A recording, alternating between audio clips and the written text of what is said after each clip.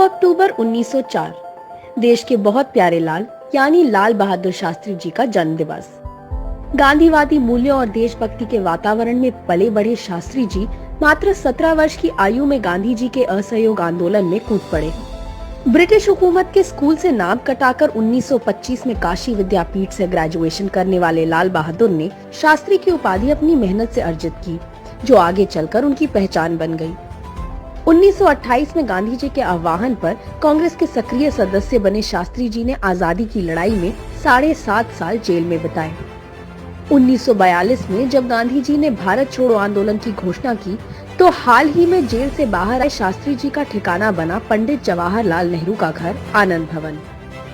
जब देश आजाद हो गया तो शास्त्री जी यूपी के परिवहन मंत्री बने और महिला कंडक्टरों की नियुक्ति का क्रांतिकारी कदम उठाया।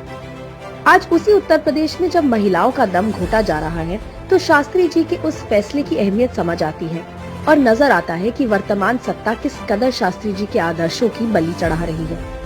1951 में शास्त्री जी को अखिल भारतीय कांग्रेस कमेटी का राष्ट्रीय महासचिव बनाया गया और 1952 में वो देश के रेल मंत्री बने, जिन्होंने आगे चलकर एक रेल दुर्घटना के चलते इस्तीफा देकर मानवता की मिसाल पेश की, जिसे नेहरू जी ने अस्वीकार कर दिया।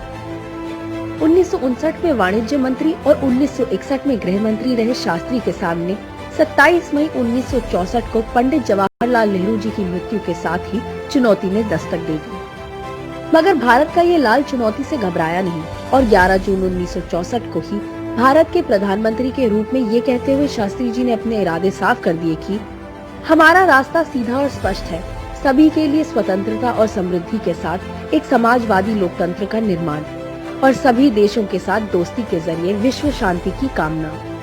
नेहरू जी की आर्थिक नीतियों को आगे बढ़ाते हुए शास्त्री जी ने श्वेत क्रांति के जरिए तो मानो भारतवर्ष में दूध की नदियां बहा दी।